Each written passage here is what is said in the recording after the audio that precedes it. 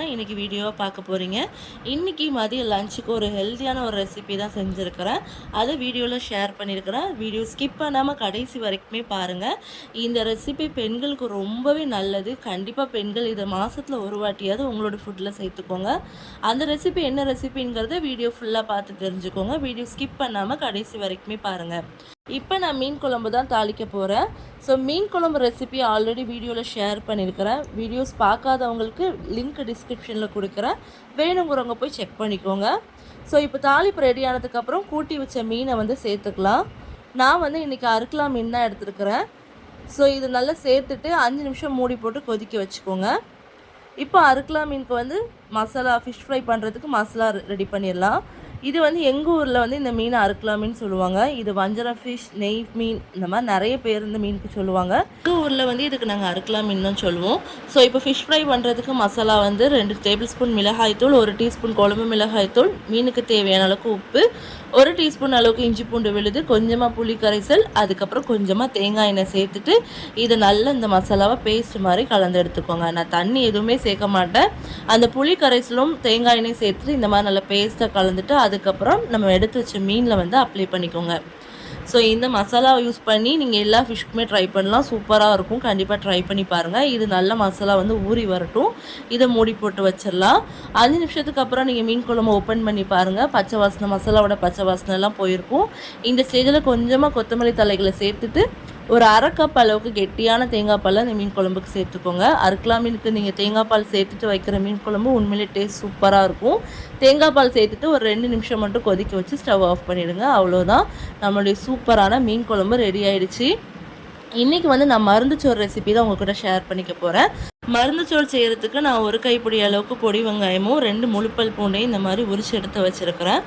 மருந்துச்சோறு பொடி வந்து நார்மலாகவே எல்லா நாட்டு மருந்து கடைகள்லையுமே கிடைக்கும். ஸோ இந்த மோஸ்ட்லி வந்து குழந்தை பெற்றவங்க வீட்டில் வந்து ரெடி பண்ணி வச்சுக்குவாங்க. சதக்கொப்பை, சாலில் இந்த மாதிரி விஷயங்களை போட்டு ரெடி பண்ணி வச்சுக்குவாங்க. இந்த பொடியோட ரெசிபி வந்து உங்களுக்கு இன்ஷால்லா நான் தனி வீடியோவை போஸ்ட் பண்ணுறேன். இதை நான் வந்து கடையில் தான் வாங்கியிருக்கிறேன். ஸோ இந்த பொடி யூஸ் பண்ணி தான் இன்றைக்கி நம்ம மருந்துச்சோறு ரெசிபி செய்ய போகிறோம். இப்போ எடுத்து வச்சுருக்கிற பூண்டையும் வெங்காயத்தையும் இந்த மாதிரி மிக்சர் ஜாரில் சேர்த்து லேசாக திருக்கி எடுத்துக்கோங்க. மிக்சர் ஜாரில் இல்லைன்னா லேசாக நீங்கள் உரலில் போட்டு கூட இடித்து சேர்த்துக்கலாம். இப்போ ஒரு கடாயில் இந்த ரெசிபி செய்கிறதுக்கு நல்லெண்ணெய் மட்டும் சேர்த்துக்கோங்க. ஒரு 25 ml நல்லெண்ணெயை வந்து சேர்த்துக்கோங்க. நல்ல சுத்தமான செக்கெண்ணெயாக சேர்த்துட்டு இப்போ வந்து நம்ம இடித்து வச்சுருக்கிற பூண்டையும் வெங்காயத்தையும் சேர்த்துட்டு நல்லா வதக்குங்க. ஸோ ரொம்ப கலர் சேஞ்ச் ஆகிற அளவுக்கு வதக்கணும்னு அவசியம் இல்லை. லேசாக வதங்கினதுக்கப்புறம் 1 டீஸ்பூன் சீரகம், ஒரு 1/2 டீஸ்பூன் வெந்தயம், கொஞ்சமாக கடுகு சேர்த்துக்கோங்க. இதுலேயே உளுத்த பருப்பு சேர்த்துக்கணும். நான் ஸ்கிப் பண்ணிட்டேன், என்கிட்ட இல்லைனால. இதில் கொஞ்சமாக கருவேப்பிலை, அப்புறம் 2 டேபிள் ஸ்பூன் அளவுக்கு இஞ்சி பூண்டு விழுது, அப்புறம் 1/2 டீஸ்பூன் அளவுக்கு பட்டை, கிராம்பு, ஏலக்காய் தூளை சேர்த்துட்டு நீங்கள் வந்து லேசாக வதக்கிக்கோங்க.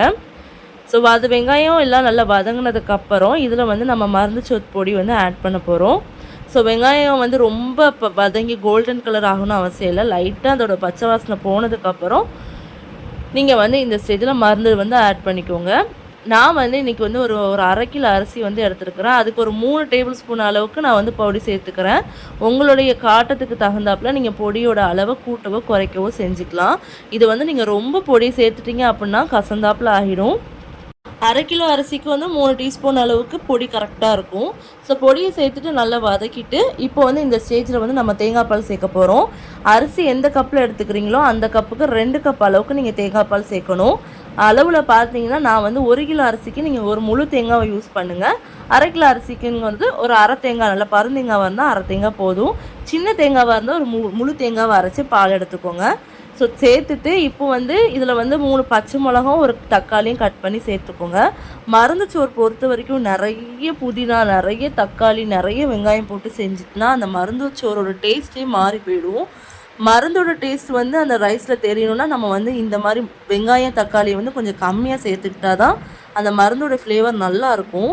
ஸோ மருந்துச்சோறுக்கு தேவையான அளவுக்கு உப்பு, அரிசிக்கு தக்கன உப்பு சேர்த்துட்டு இதை மூடி போட்டு இந்த அளவுக்கு நல்லா நுரைச்சி வர்ற அளவுக்கு வெயிட் பண்ணுங்கள். கொதிச்சிடக்கூடாது. தேங்காய் பாலை சேர்த்துட்டு இந்த மாதிரி நல்லா நுரக்கட்டி பால் நல்லா சூடேறி வந்ததுக்கப்புறம் நல்லா கலந்து விட்டுட்டு நம்ம கழுவி வாஷ் பண்ணி எடுத்து வச்சுருக்கிற அரிசியை வந்து இதோட சேர்த்துக்கோங்க.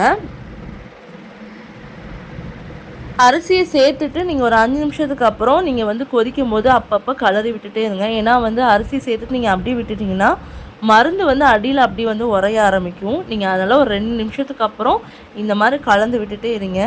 இப்போ அரிசியை சேர்த்துட்டு நல்லா கலந்து விட்டு இதை ஒரு மூடி போட்டு ஒரு 5 நிமிஷத்துக்கு விட்டுடலாம்.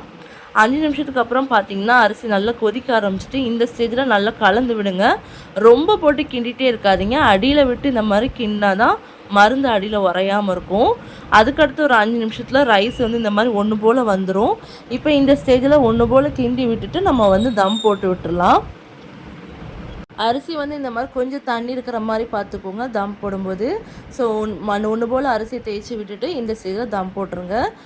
மூடி போட்டு கீழே ஒரு தோசைக்கல்லை வச்சு மேலே ஒரு வெயிட் வச்சு ஒரு கரெக்டாக ஒரு 15 நிமிஷம் தம் போட்டு எடுத்துக்கோங்க. 15 நிமிஷத்துக்கு அப்புறம் தம் ஓப்பன் பண்ணி பாருங்கள்.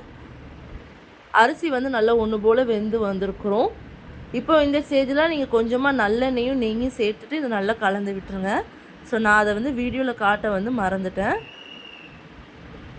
நீங்கள் இந்த ஸ்டேஜில் நல்லா கலந்து விடும்போதே கொஞ்சமாக நல்லெண்ணெயும் கொஞ்சமாக நெய்யும் சேர்த்துட்டு கலந்து விட்டுட்டு ஸ்டவ் ஆஃப் பண்ணிவிடுங்க. ஸோ நம்மளோட சூப்பரான மருந்து சோறு ரெடி ஆகிடுச்சு.